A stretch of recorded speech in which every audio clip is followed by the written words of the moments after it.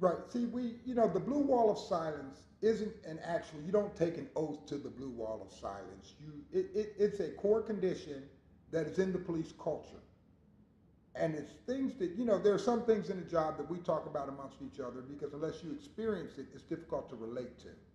But when that begins to expand and it becomes an us them mentality, when you're in an academy class and you're 22, 23 years old, you don't know anything about life. You're fresh out of college or high school, whatever the case may be, and you come into this job.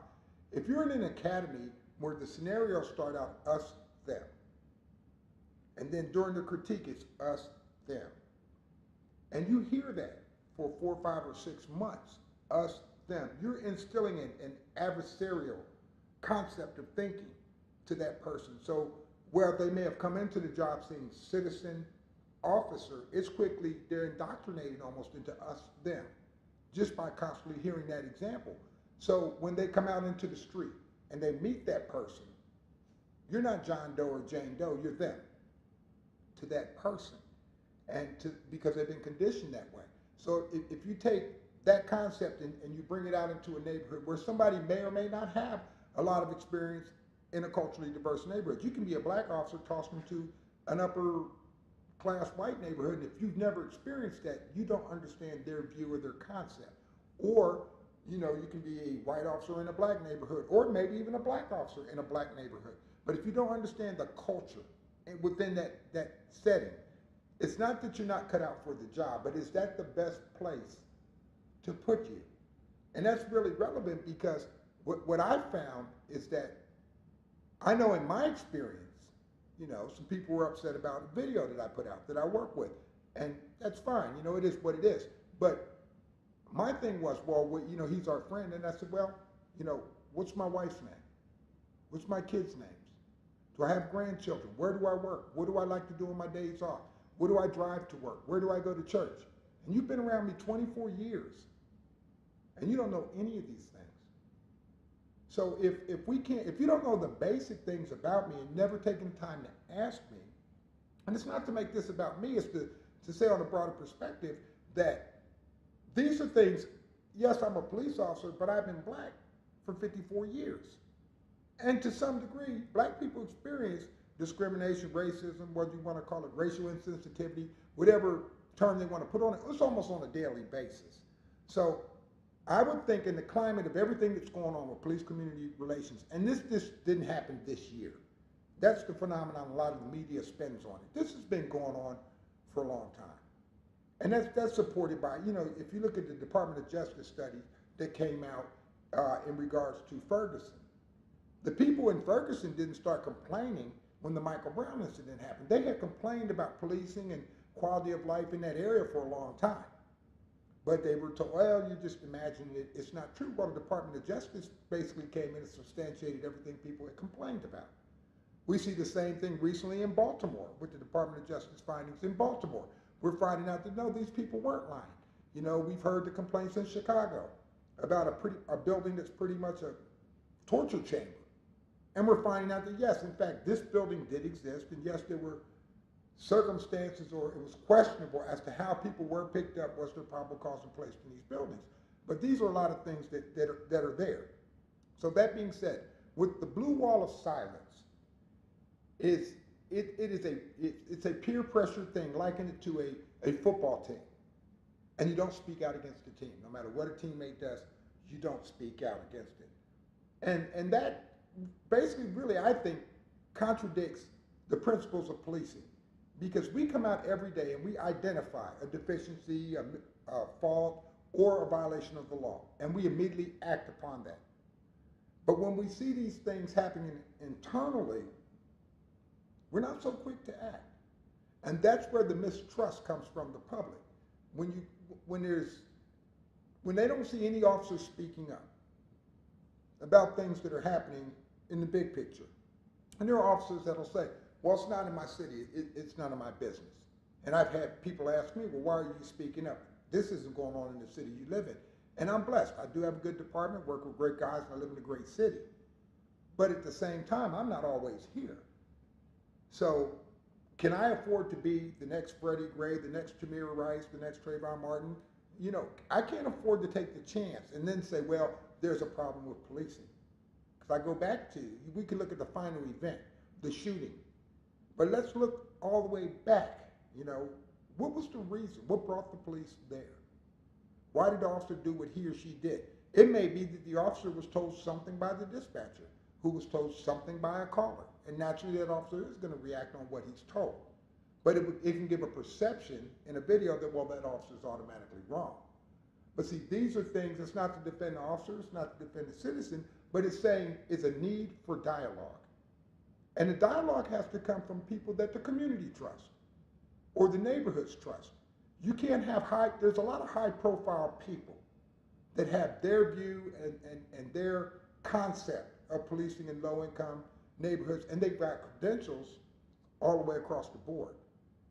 But they don't have that trust. They don't have that genuine interaction, that genuine concern with that demographic within the community. So when you stand up and give great speeches, whether it's on Fox News, CNN, or any of the other media outlets that are out there, and you look good, I mean, you're standing up there on big platforms giving large political speeches, but I don't seem to see you at the core of the problem. And then when you are there, are you blaming a whole demographic for the problem and automatically the police are exonerated? It's not our problem. The public needs to get in line. You know, well, at some point, are you interacting with that public? If you want them to get in line, where does the line form? Who's in charge of the line? How about, do they have a line of their own that maybe you might want to get into? That comes with dialogue. But you can't bring political agendas. You can't come with a blue chip on your shoulder that your feelings are going to get hurt. And the citizens can't come there with preconceived, well, if we don't get our way, we'll loot or we'll riot. And I think citizens have been talking in this country and protesting and meeting for years. This hasn't started. It's just major media is now starting to cover it, and some of the media coverage is exploited, and it's just for ratings. Because, you know, and I found even with, I'm very critical of a lot of pastors, you know, and I often tell people the two things I don't ever want to see at my house when I come home are a fire truck and a preacher. Because if I see either one of them, I'm already in trouble. You know, where are these preachers when these conditions are there in the neighborhoods? You know, you can't come there when the media's there and you're giving sound bites like we saw in Ferguson, like we've seen in Baltimore, like we've seen in Charleston. They're the first ones there. The media runs to them like they're speaking for the black community. Well, why weren't you at the meetings when these conditions were prevalent for the storm? They were there, but you wouldn't open up the churches. You weren't there. And then when the media packs up, the preachers are right behind them. And certainly this is not all of them, but it's a majority of them. You know, I think people need to stop relying on preachers to be the spokesman of the black community. Just because you spoke to a preacher doesn't mean he speaks for me. You know, how many people research and really know what's in the Ferguson report? You want to protest, you want to stand out there, that's fine, that's your right. But when we get to the core of it, if you're going to stand on that corner, have knowledge of why you're there. What is the knowledge of the issue, the bigger issue, not just your little pinpoint involvement, but the scope, the magnificent scope of it. What's your involvement in it? Do you know what's in the Baltimore DOJ report? Do you know what's in the Ferguson DOJ report? Have you taken the time to read it? Not listen to a talking head tell you. Have you read it? Do you vote? If you're not voting, then you're getting the justice that your no vote voted for.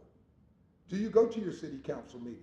Every single ordinance that you may or may not agree with that you can be locked up for, they didn't just spring on you. They had at least 3 readings. Where were you? Did you voice your opinion? You know, most citizens don't know. If I were to ask them, what style of policing does your department do? Not one section of it. The concept of your police department. The policing style. What style is it? Is it call driven? Which is basically the officers go call to call to call to call to call. Not a lot of self-initiated contact, not a lot of interaction with the community. They're just working the calls that are on the screen. Is it, you know, problem-oriented policing where they're going in and they're going to work at solving the problem? That particular problem that they're called to. They're going to go in depth and give you resources and solve it. Or is it community policing? And community policing, which is how I was trained and what I do, it's very expensive it is very time consuming because you're not pushing the problem off saying it's not a police issue. You're there. You're going to refer these people. You're going to walk these people through processes, introduce them to people. You're going to not take possession of their problem. Your problem, I'll take care of it, don't worry. You're going to say, okay, this is your problem. You're taking ownership of it. It's not my problem. And we're going to sit down. And what we're going to do is we're going to apply this and this solution. You're going to have to put effort in. And you work them through what their problem is. And then they're learning from it. And then you're building that trust. So then the next neighborhood comes to you and they go, well, we have a problem in our neighborhood. Then you direct them to that person. But that community policing, and most officers who have done it will tell you, it's not a sexy style of policing. It's not the big heroic style of policing. So even within police departments, it's a very,